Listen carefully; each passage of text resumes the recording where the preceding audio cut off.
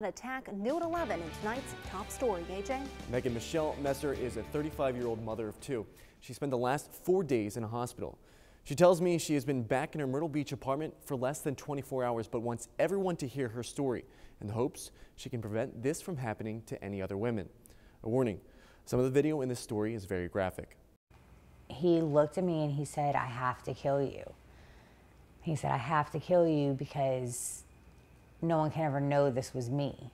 Michelle Messer may be out of the hospital, but the healing process is only just beginning. It hurts for me to bend over. It hurts for me to talk sometimes. I can't cough.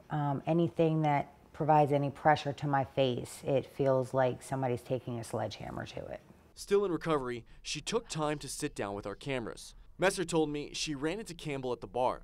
The two were also business partners, and she says when they left to speak in his car at 2 in the afternoon about upcoming projects, she thought nothing of it, until she says he locked her in the car.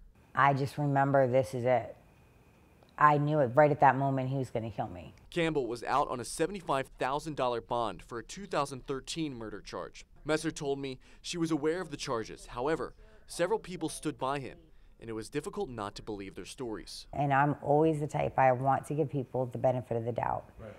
And I didn't know about all of his other past doings aside from that incident. Messer said a few weeks before the attack, she called police because Campbell verbally threatened her. She says this is why they broke up. There were signs I should have seen and I missed, and there were other signs that I ignored but didn't realize I was ignoring. Messer says she was outraged with the charges Campbell received, but believes this attack happened for a reason. I want the absolute most severe charges because that is what he deserves for what he did to me. But he's not the only one that deserves it, and I'm definitely not going to be the last woman to endure something like this. The Horry County Sheriff's Office told News 13 the press is unable to interview current inmates at J. Reuben Long. At last check, Campbell remains in jail, charged with criminal domestic violence of a high and aggravated nature. No bail was set. Live in the studio, I'm AJ Janavel for News 13.